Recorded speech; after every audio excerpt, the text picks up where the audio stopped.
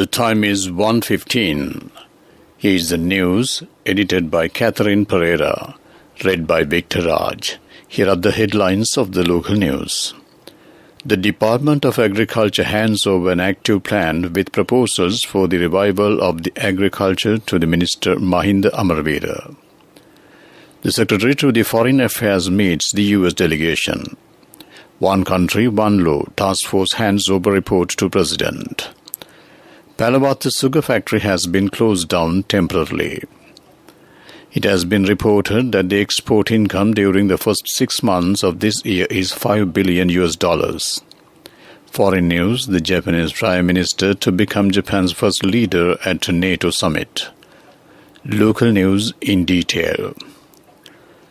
The Department of Agriculture has handed over an active plan with proposals for the revival of the agriculture in Sri Lanka to Minister Mahinda Amarveera yesterday. The proposals include the importation of chemical fertilizer, organic cultivation to increase the rice production and to promote the crop cultivation that can be cultivated locally. The plans also include the 11 proposals of the short term in order to upgrade the agricultural industry in the country. The Director General of Agriculture, Ajanta De Silva, said that he supports of all relevant institutions. The support of all relevant institutions will be obtained for the success of this program. Minister Douglas Devananda says that measures have been taken to import essential items, including fuel, from India. He said a decision has been taken to utilize the Kankasanthuri harbour in this regard. He made these remarks at a meeting held at the District Secretariat Office in Kilinochchi. Secretary of the Foreign Affairs Aruni Vijayawardena met a senior delegation representing the United States Department of the Treasury and the Department of State, led by Deputy Assistant Secretary of Treasury for Asia Robert Caproth and Deputy Assistant Secretary of the State for South and Central Asia Ambassador Kelly Kidderling at the Ministry of Foreign Affairs in Colombo yesterday. Foreign Secretary Vijayawardena welcomed the strong and multifaceted bilateral partnership between the two countries, which is mutually beneficial and contributes inter alia towards the well-being of the people of Sri Lanka. The Sri Lankan said also discussed possible areas of support from the U.S. in addressing the multiple challenges faced by Sri Lanka due to the prevailing economic situation in the country.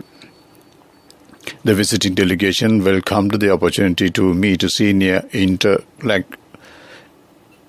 interlocutors of the Sri Lankan government and discuss issues of the relevance as well as aspects of the long-term partnership of the U.S. with Sri Lanka. This news comes to you from the Sri Lanka Broadcasting Corporation. Continuing with more local news, the President's Media Division says that the Presidential Task Force appointed to prepare proposals on the One Country, One Law concept has handed over its report to President Gotabaya Rajapaksa. A 13-member task force chaired by Venerable Galagada Atte Gnanasaratero has appointed in October last year to study the implementation of the concept of One Country, One Law and to prepare a draft act. The administration authority of the Palawatha sugar factory that belongs to the Lanka Sugar Company has decided to close down the factory temporarily for not having fuel. Advice has been given to the farmers not to bring sugar cane to the factory. The Chief Operational Officer of the Palawatha, Major Vajira Kumarathunga, said that the available sugar cane at the factory will be grinded. The turbine machine at the factory has also inactive. He said the factory needs about 4,000 litres of diesel for daily operational activities of the factory. The export income during the first 6 months of this year is $5 billion. The export income for the month of May was at $900 million. The target is to earn from the export of goods at the end of year is $12.5 billion. However, only $3 billion is needed to solve the economic crisis in the country. Most of the people are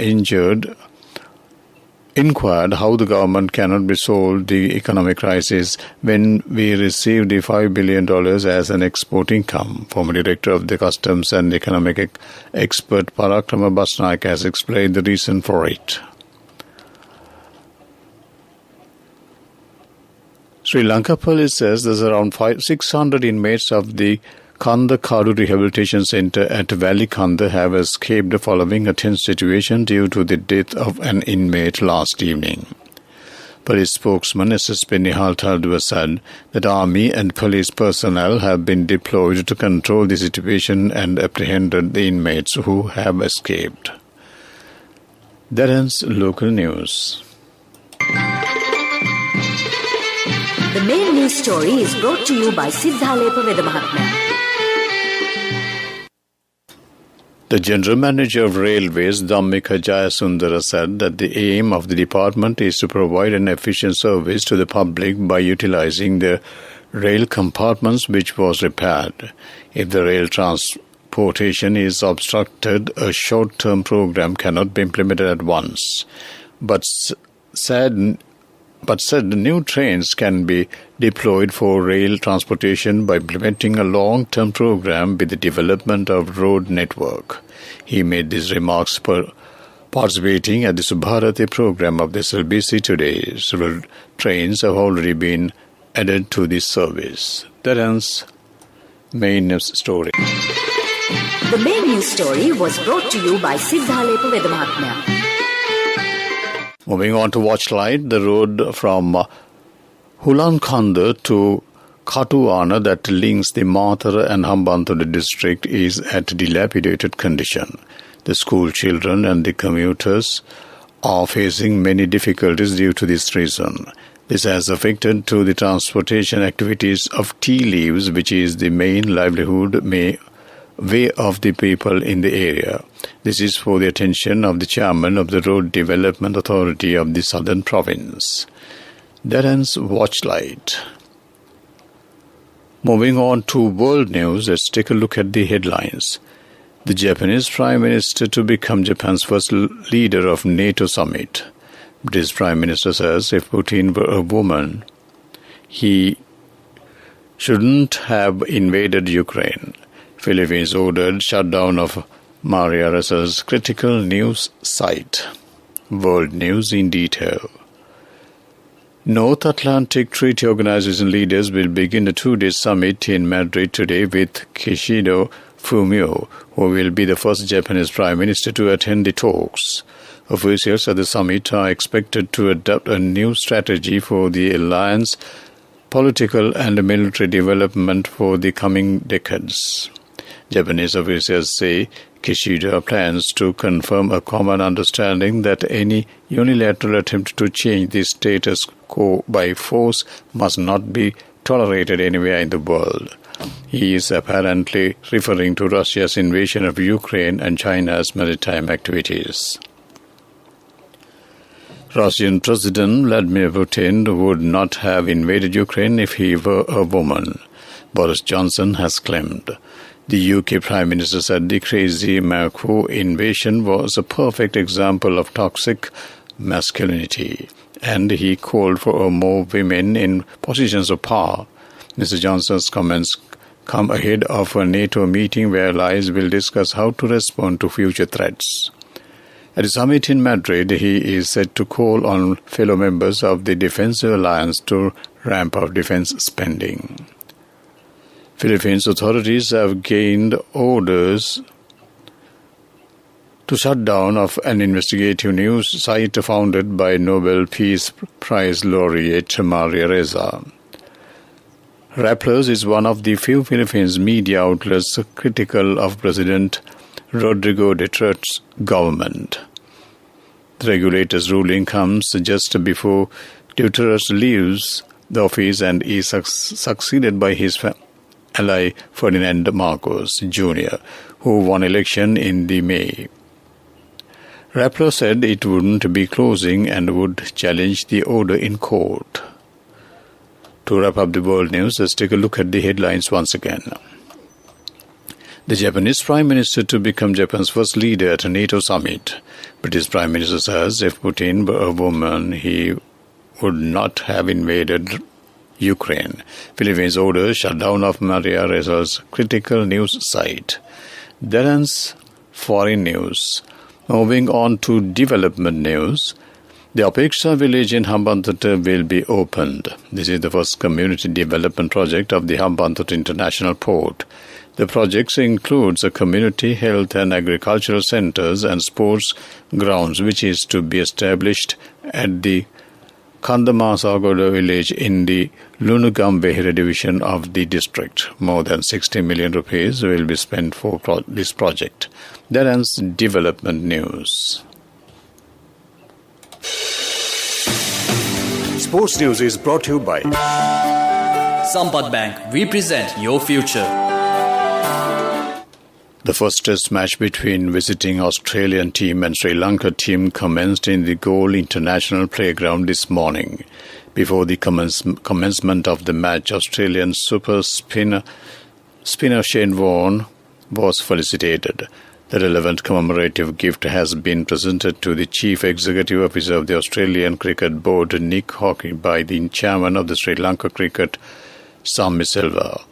Former cricket captain Arjun Ranatunga, Arvind De Silva, Muthaya Muralidharan, Ramesh Kalvitharna and Upul Chandana were present at the occasion.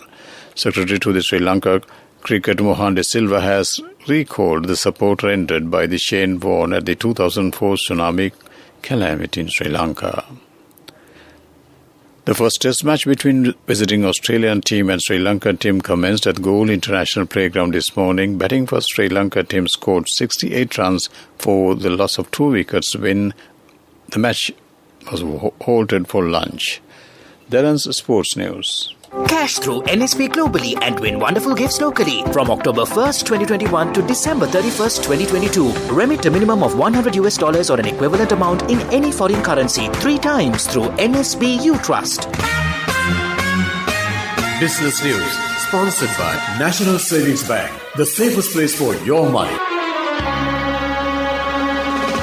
The Central Bank of Sri Lanka has implemented a new data collecting system known as the International Transaction Reporting System, ITRS, with the participation of licensed commercial banks and licensed specialized bank. The ITRS is the comprehensive data gathering system on cross-border transactions and domestic foreign currency transactions and is aimed at filling multitude of existing data gaps. It will help policy formulation in many aspects by providing valuable inputs for both statistical and regulatory purposes. That ends Business News. Business News, sponsored by Cash through NSP globally and win wonderful gifts locally. Will you be the lucky winner of the NSP Golden Jubilee? 50 gold sovereigns for the top prize winner of the NSP Golden Jubilee. Scooters for the 10 second prize winners. iPhones for the 10 third prize winners. Mountain bikes for the 29 fourth prize winners. From October 1st, 2021 to December 31st, 2022. Remit a minimum of $100 or an equivalent amount in any foreign currency 3 times through NSB U Trust.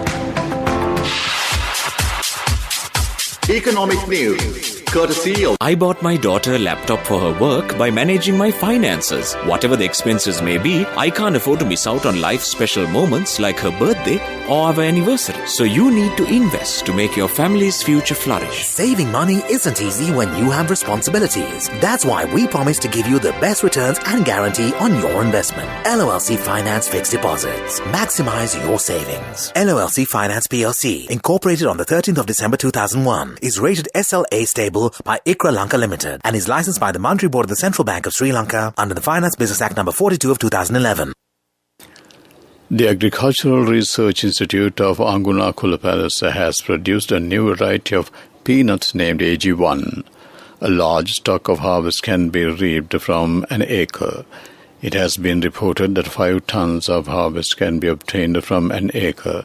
The new variety of peanut is recommended for sweet products. That ends economic news. Saving money isn't easy when you have responsibility. That's why we promise to give you the best returns and guarantee on your investment. LOLC Finance Fixed Deposits. Maximize your savings. LOLC Finance PLC, incorporated on the 13th of December 2001, is rated SLA stable by ICRA Lanka Limited and is licensed by the Monetary Board of the Central Bank of Sri Lanka under the Finance Business Act number 42 of 2011.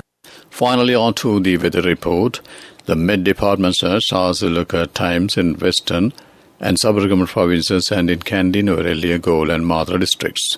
Several spells of showers will occur at northwestern province. Showers or thunder showers may occur at a few places in Uva, eastern and north central provinces during the afternoon or night. Fairly strong winds, about 50 km per hour, can be expected at times in the western slopes of the Central Hills, western and southern provinces. That ends weather report. To wrap up the afternoon news on Radio Sri Lanka, let's take a look at the headlines once again. The Department of Agriculture hands over an active plan with proposals for the revival of the agriculture to the Minister Mahinda Amravira. The Secretary to the Foreign Affairs meets the U.S. delegation. One Country, One Law Task Force hands over report to President. Palavatta Sugar Factory has been closed down temporarily. It has been reported that the export income during the first 6 months of this year is $5 billion. Foreign news, the Japanese Prime Minister to become Japan's first leader at NATO summit. With that, we wrap up the afternoon news on Radio Sri Lanka.